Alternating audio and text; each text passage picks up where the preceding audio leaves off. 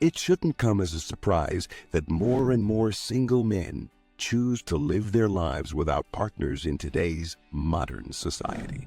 Time in family court, the hashtag #MeToo movement is still on people's minds, and the majority of today's women do not want to start families, but rather sleep around in order to get to know themselves better.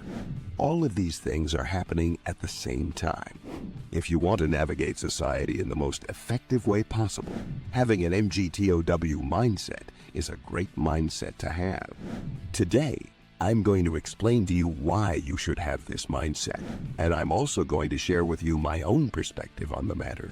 99.99% of all men in relationships experience some form of emotional or psychological abuse at the hands of their partner. The idea that men going their own way is gaining traction, particularly among younger men who are aware of the growing sexism and hostility toward men in society. This group of men is particularly receptive to the concept of men forging their own paths. If you have a solid understanding of this idea, it will assist you in developing into a man who is truly independent and who does not defer to the authority that is imposed on him by other people, be it in the form of rules or expectations. I am referring to a variety of situations, one of which is getting married and playing the role of charming prince to a young lady. However, this is not the only possibility I have in mind. I would even go as far as to say that men finally got sick of being treated like throwaways and finally accepted harsh truths that, despite the fact that they are unpleasant, will set you free to date and marry. I say this because I believe that men finally got tired of being treated like throwaways and finally accepted harsh truths. I believe that this was the catalyst for the change, which is why I am saying this. It is a waste of your time to try to win women's favor or to cohabit with them. So don't waste your time doing either of those things. It's quite possible that you went down your own path before learning what Tao was all about. I came to the conclusion that the best way for me to get more done would be to avoid interacting with women and making any moves that might endear me to them for a period of 2 years. I had to resist the urges of lust, but once I did that, I found that I was even stronger than I had been before.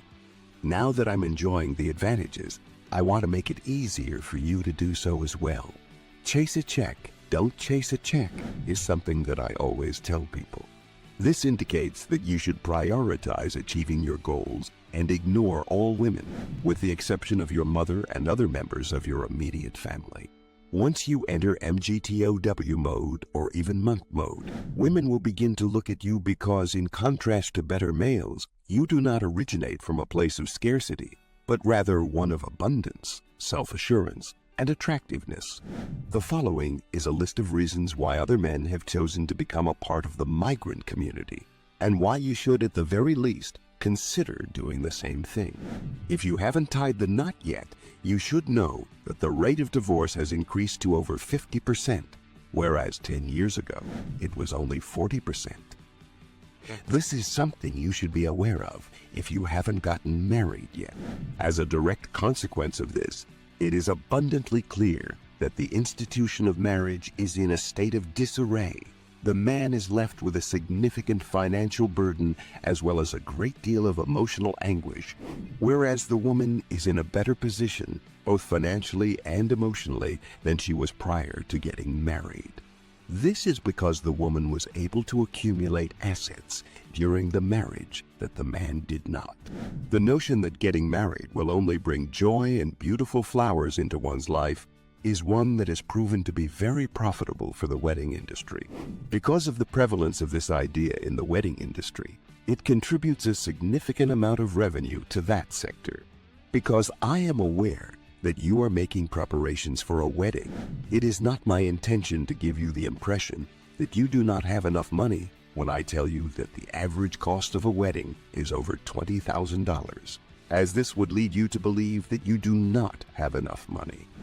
To be clear, I'm not suggesting that you throw a lavish wedding just to impress your loved ones with how much money you have. Rather, I'm suggesting that you put that money toward investments or toward expanding your knowledge base.